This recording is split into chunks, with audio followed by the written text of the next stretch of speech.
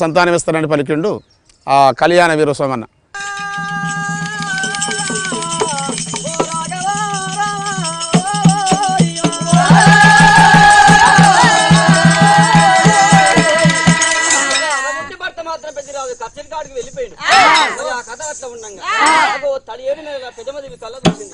అయ్యో నేను అందరిలో పుట్టలేదు